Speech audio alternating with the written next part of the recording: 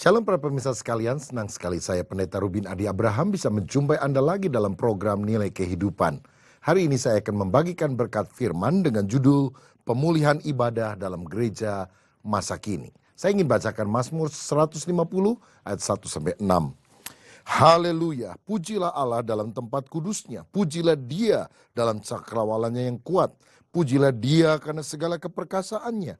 Pujilah Dia sesuai dengan kebesarannya yang hebat. Pujilah Dia dengan tiupan sangkakala. Pujilah Dia dengan gambus dan kecapi. Pujilah Dia dengan rembada dan tari-tarian. Pujilah Dia dengan permainan kecapi dan seruling. Pujilah Dia dengan ceracap yang berdenting. Pujilah Dia dengan ceracap yang berdentang. Biarlah segala yang bernafas memuji Tuhan. Haleluya.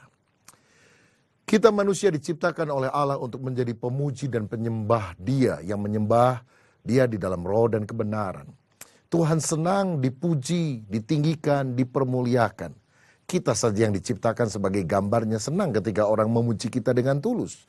Begitu juga dengan Bapa Sorgawi. Dan tahukah saudara, pujian penyembahan adalah sesuatu yang tidak mungkin bisa dilakukan oleh Allah sendiri. Maksudnya, Tuhan tidak memuji dirinya sendiri. Tuhan tidak menyembah dirinya sendiri. Tetapi kitalah makhluk yang diciptakannya ada untuk memuji dan menyembah Tuhan. Sehingga ketika kita memuji dan menyembah Tuhan, sebetulnya kita melakukan apa yang merupakan hasrat atau keinginan Tuhan yang terdalam. Nah, pada zaman ini orang kalau pergi ke gereja tentu ada bagian pujian dan penyembahan yang dilakukan. Namun ada dua pola klasikal dan pola kontemporer. Pola klasikal kebanyakan hikmat, tenang, tidak terlalu ribut, tidak ada alat musik lengkap seperti band. Sedangkan di pola kontemporer, pujian itu semarak, rame dengan alat musik lengkap. Kadang-kadang menari-nari, bersorak-sorai. Dan kadang-kadang ada orang yang merasa gereja tertentu terlalu rame, seperti pesta. Sedangkan gereja yang lain dianggap terlalu sepi, seperti kuburan. Sebetulnya, dua pola ini menunjukkan dua perbedaan cara pandang tentang bagaimana kita memuji Tuhan. Saya percaya bahwa apapun polanya, yang penting hatinya sungguh-sungguh mengasihi Tuhan. Seperti anak, ada anak yang ekspresif sekali, sangat menyala-nyala di dalam menyatakan cinta kepada orang tuanya. Tetapi ada juga anak yang lebih introvert, tidak ekstrovert, dan dia kelihatan lebih diam. Tetapi itu tidak berarti bahwa dia tidak mencintai orang tuanya. Nah, hari ini saya ingin bicara tentang apa yang Roh Kudus sedang kerjakan di dalam gereja Tuhan. Adanya perubahan-perubahan yang sedang terjadi di dalam pola pujian penyembahan di dalam gerejanya. Alkitab berkata bahwa menjelang kedatangan Tuhan, Dia akan memulihkan segala sesuatu.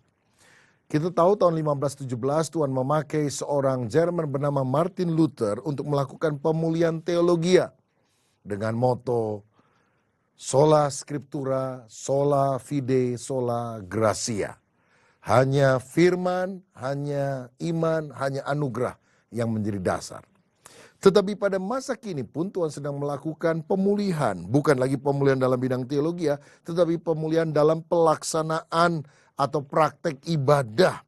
Ada perubahan pola ibadah dari gereja tradisional menjadi ibadah pola gereja masa kini. Perbedaan yang pertama adalah perubahan dari klasikal ke kontemporer. Perubahan dari kidung pujian pada nyanyian rohani yang biasa. Perubahan dari organ pipa, pipe organ menjadi band, alat musik lengkap. Saudara, kita tahu bahwa pada gereja tradisional pada umumnya suasananya hikmat. Orang memuji Tuhan dengan syahdu, mengagumi keagungan Tuhan. Tetapi penyembahan atau pujian di dalam gereja pada masa modern ini berkaitan dengan budaya kontemporer, dengan musik yang lengkap. Ayat 3-5 tadi berkata, pujilah Dia dengan tiupan sangkakala, dengan gambus, dengan kecapi, dengan rebana, dengan tari-tarian, dengan kecapi, dengan serulin. Peralatan musik yang lengkap yang digunakan. Nah, memang pada masa kini pandangan bahwa ada jenis musik tertentu yang lebih unggul daripada jenis musik lain untuk menyembah Tuhan, yaitu musik klasik. Pandangan ini sudah mulai ditinggalkan. Orang sekarang lebih berpikir pragmatis. Musik yang terbaik adalah musik yang menarik perhatian para pendengarnya untuk datang memuji dan memuliakan nama Tuhan. Dan saya mau katakan, pujian dan penyembahan merupakan salah satu alasan utama mengapa orang sekarang memilih gereja tertentu. Jadi kalau mereka senang dengan suasana yang tenang, teduh, mereka akan pilih ke gereja dengan warna itu. Tapi ada orang yang lebih suka dengan sesuatu yang bergairah, kehidupan, menyala-nyala. Seperti mayoritas anak muda, tidak terlalu suka dengan pola semacam itu. Mereka lebih suka dengan budaya yang kontemporer. Saudara, sejarah kekristenan di Amerika Serikat mencatat bahwa Isaac Watts dikenal sebagai bapak lagu-lagu pujian rohani Amerika. Karena dia adalah orang yang menciptakan lagu-lagu pujian sederhana yang riang gembira, baitnya tidak terlalu panjang, berbeda dengan kidung-kidung pujian yang selama ratusan tahun sudah biasa dinyanyikan oleh orang-orang di gereja. Dan ternyata puji-pujian Isaac Watts itu kemudian lebih disukai banyak orang karena simple, mudah diingat, tidak terlalu panjang, dan pola itu kemudian menyebar ke seluruh dunia.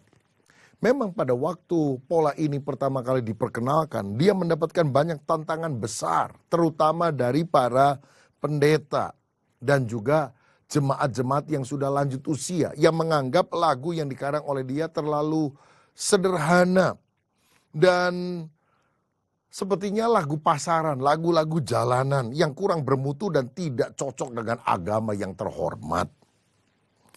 Jadi kelompok yang merasa kurang nyaman dengan jenis lagu baru ini adalah para pendeta dan jemaat tua dan juga para musisi klasik yang memiliki gelar kesarjanaan di dalam bidang musik tersebut. Tetapi bagaimanapun juga tren ini kemudian merebak ke seluruh dunia. Kita lihat sekarang orang menyanyi bukan lagi dengan membawa buku nyanyian, tetapi diganti dengan overhead projector, ataupun dengan LCD, multimedia, ataupun sekarang dengan LED yang jauh lebih tajam. Ada seorang musisi yang bernama Lamar Bosman yang menyebutkan fenomena ini sebagai the rebirth of music, kelahiran kembali musik.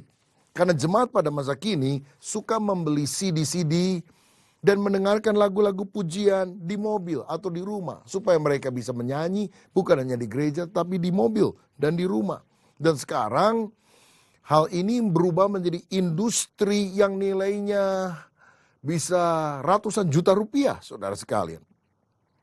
Ada seorang lain yang berkata bahwa sebetulnya musik yang digunakan di gereja seyogianya sama dengan yang didengar oleh masyarakat umum di dalam rumah mereka atau di radio atau di televisi, sehingga mereka tidak merasa bahwa lagu-lagu gereja itu sesuatu yang asing atau aneh.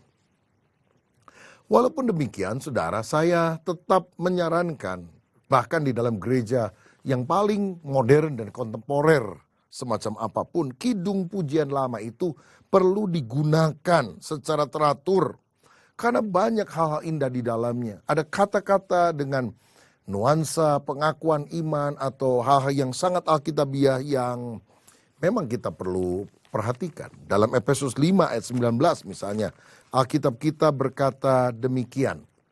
Efesus 5 ayat 19, dan berkata-katalah seorang kepada yang lain dalam mazmur, kidung puji-pujian dan nyanyian rohani. Bernyanyi dan bersoraklah bagi Tuhan dengan segenap hati.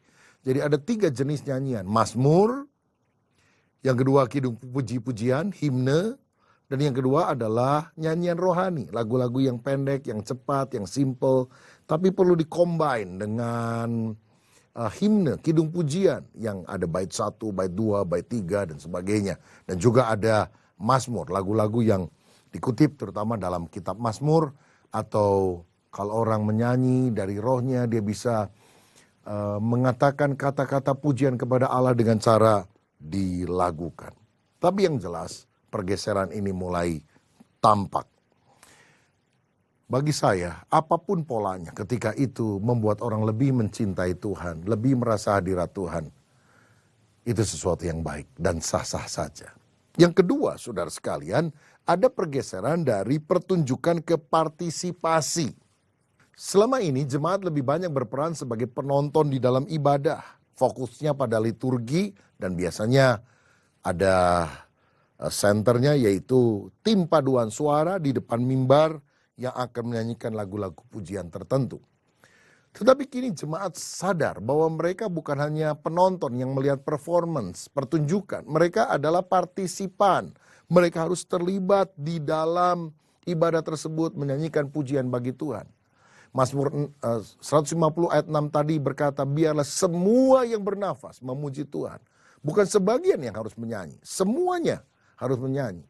Sehingga kalaupun pada gereja modern ada choir atau kur, choir itu tidak hanya menyanyi dengan partitur yang sudah disiapkan dan jemaat memperhatikan. Tetapi choir yang ada sekarang itu sebagai, kalau boleh dibilang semacam back sound daripada worship leader, pemimpin pujian yang menyanyi. Dan mereka menyanyi dengan gerakan-gerakan tertentu sehingga menyemangati semua jemaat yang melihatnya. Karena ada contoh kelompok tim yang dengan sukacita, dengan sungguh-sungguh antusias memuji dan memuliakan nama Tuhan.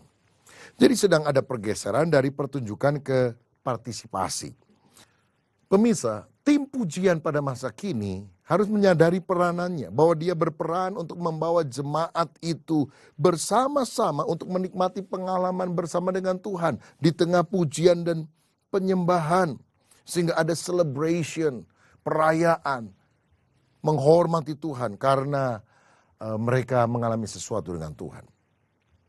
Pada masa lalu, gereja di dalam ibadahnya menekankan keheningan. Dan biasanya ayat-ayat yang disukai seperti diamlah dan ketahuilah bahwa akulah Tuhan. Tradisi ini memandang emosi dengan curiga. Sehingga iman Kristen dipahami sebagai kesepakatan intelektual dan bukan perasaan emosional yang berkaitan dengan kehadiran Tuhan. Akibatnya pujian, penyembahan, dan khotbah dalam gereja yang liturgis cenderung kepada pemahaman, pengertian, bukan sekedar pada perasaan. Tapi pada masa kini berbeda. Pola ibadahnya itu pujian penyembahan menggetarkan.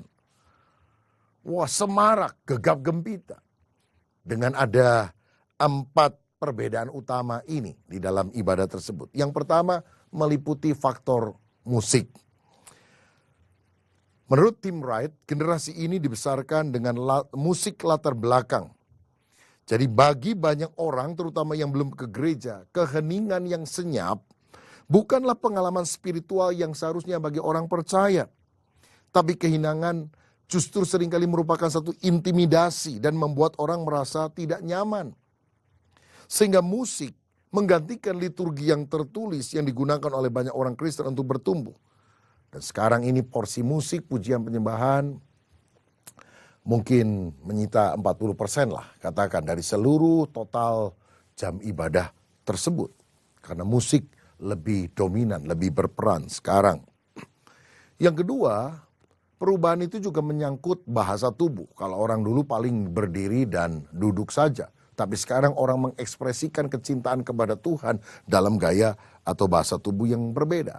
Ada yang duduk, ada yang berlutut, ada yang berdiri, ada yang mengangkat tangan, ada yang memejamkan mata, ada yang melihat ke langit-langit sambil merenungkan kebaikan Tuhan, dan tanpa terasa air mata mulai menetes. Dan tidak seorang pun peduli dengan kiri kanan tentang ekspresi yang dia lakukan ketika dia mengalami hadirat Tuhan, sehingga dia memiliki gaya penyembahannya masing-masing yang juga diekspresikan dengan bahasa tubuh. Yang ketiga itu juga menyangkut sambutan tepuk tangan, applause. Dalam Mazmur 47 ayat yang kedua, firman Tuhan berkata, hai segala bangsa, bertepuk tanganlah, elu-elukanlah Allah dengan sorak-sorai. Lebih banyak gereja yang menggunakan tepukan tangan ini di dalam ibadah dibandingkan dengan waktu-waktu yang lampau. Seringkali jemaat bertepuk tangan pada akhir sebuah lagu atau pada akhir sebuah doa. Tepuk tangan yang meriah juga bisa disampaikan pada saat khotbah pendeta mengena kepada kebutuhan jemaat dan mereka bertepuk tangan, seakan-akan tepukan tangan pada masa kini menggantikan perkataan amin. Orang kadang berkata amin, kadang orang bertepuk tangan untuk hal tersebut. Dan yang keempat itu juga berkaitan dengan aliran atau flow.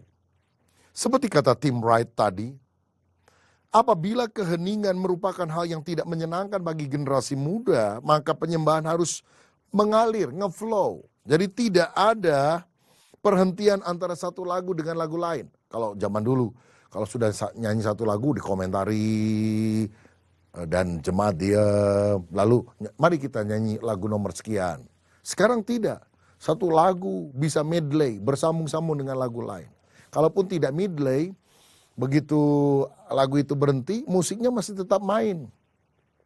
Dan pada jeda antara satu lagu dengan lagu yang lain, worship leader akan mulai mengucapkan kata-kata iman, kata-kata dorongan, atau mungkin ada kutipan ayat firman, atau ada doa singkat yang dinaikkan kembali. Oh Tuhan, Engkau Allah yang dahsyat, Allah yang luar biasa. Mari kita kembali memuji menyembah Tuhan. Dan musik mulai main kembali, ngeflow, mengikuti aliran yang ada.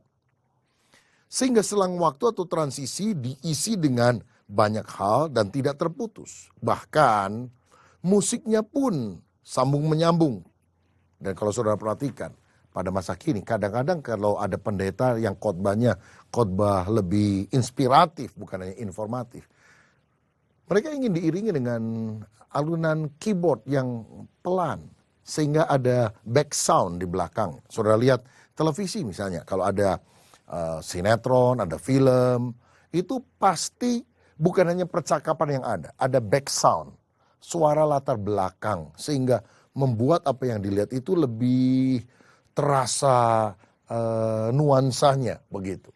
Nah, begitu juga di dalam pujian. Kadang orang melakukan ini dalam aliran yang ngeflow dan juga bahkan dalam khotbah. Kadang-kadang ada alat musik yang mengiringinya. Ini perbedaan yang sekarang sedang terjadi.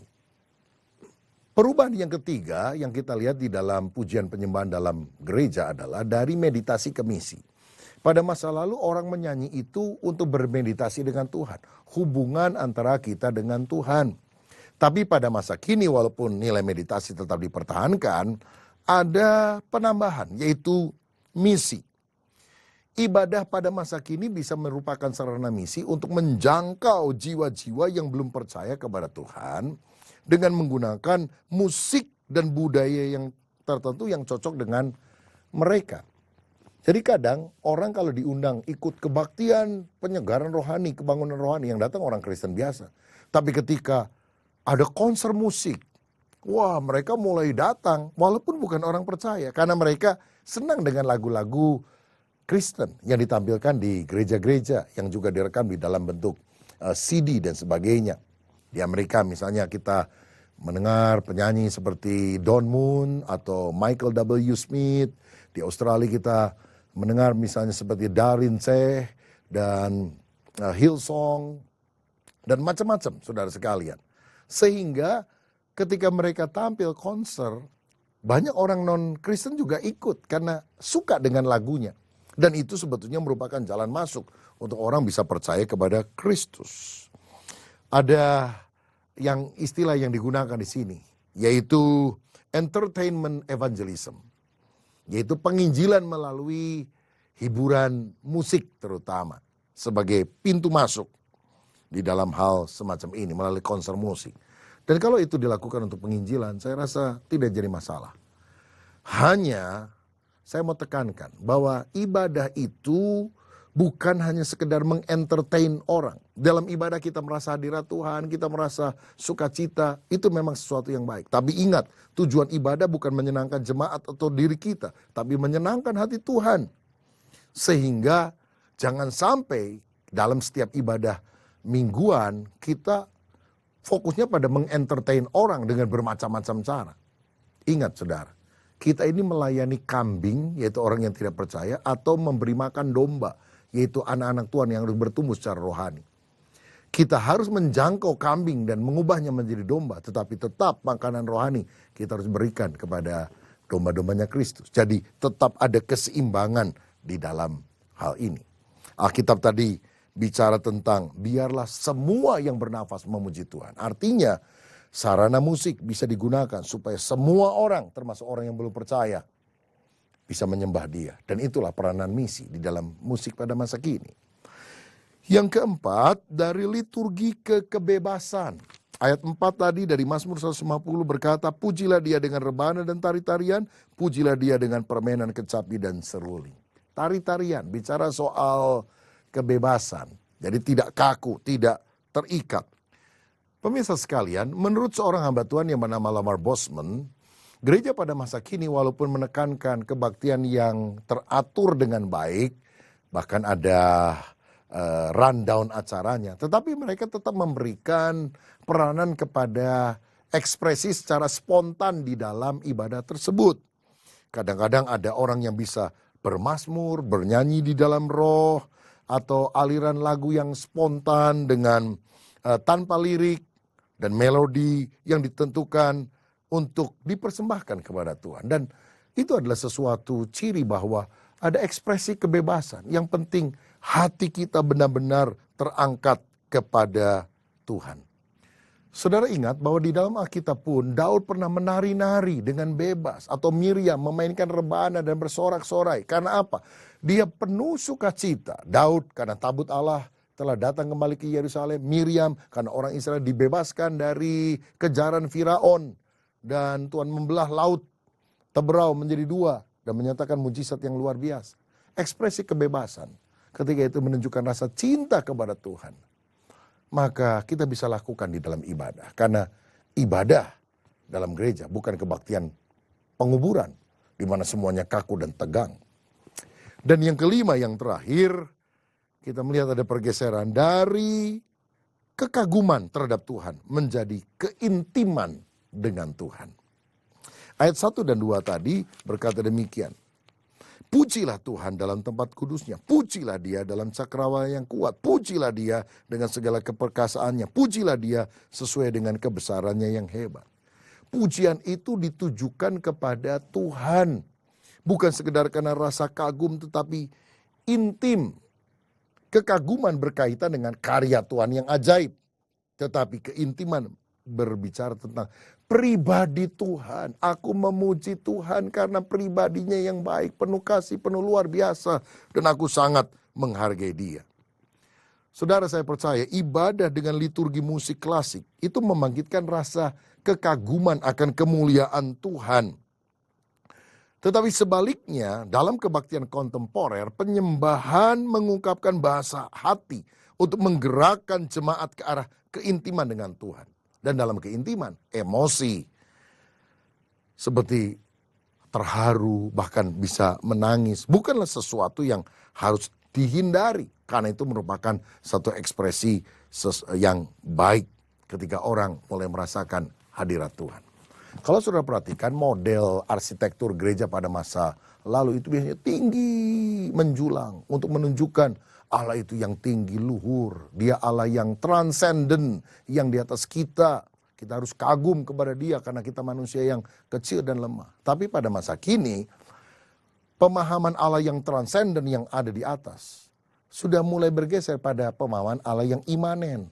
Allah yang juga turun beserta dengan kita menjadi Immanuel. Sehingga arsitektur gereja tidak harus tinggi menjulang.